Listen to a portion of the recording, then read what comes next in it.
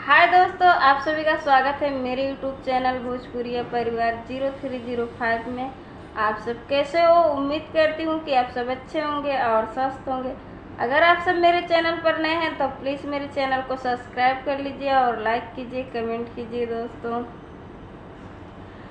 करे के बियाह कैसो पापा हमर रेडी भैन होलिया में सब्जी दे छोड़ी के। करे के बियाह कैसो पापा हमर रेडी भैन होलिया में सब्जी दे छोड़ी के। बाकी 10 लाख बाबू तोहर मांगे ले दहेजवा, ऊपर से GST जोड़ी के। अरे 10 लाख बाबू तोहर मांगे ले दहेजवा, ऊपर से GST जोड़ी के।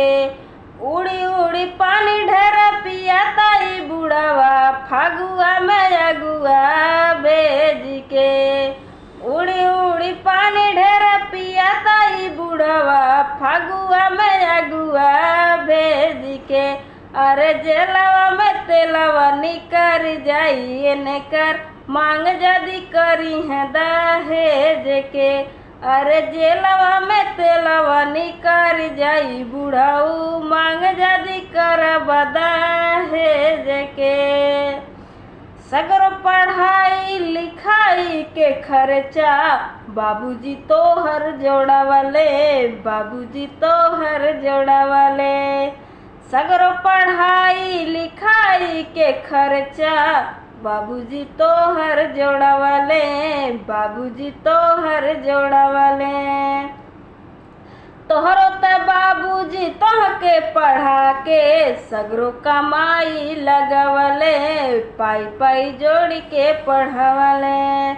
ना जाने काहे लोग बिटिया के बाप के रख दिलाई हवनी छोड़ के। अरे 10 लाख बाबू तोहर मांगे ले दहेजवा, ऊपर से GST जोड़ी के। अरे 10 लाख बाबू तोहर मांगे ले दहेजवा, ऊपर से GST जोड़ी के। अरे जेलवा में तेलवा निकर जाई बुढ़ाऊ, मांग जदी कर दहेज के। अरे जेलवा में तेलवा निकर जाई बुढ़ाऊ, मांग जदी कर दहेज के। पढ़ला लिखला के बादों में लोगवा ढोवे घटिया रिवाज के, ढोवे घटिया रिवाज के। पढ़ला लिखला के बादों में लोगवा ढोवे घटिया रिवाज के, ढोवे घटिया रिवाज के। जुग बदले वाला गा के जोगीरा, बदला अब ता समाज के, अब ता बदला समाज के। बड़ा दिन ढोवाला अब जानी ढोवा, निक नखे पर था दहेज के।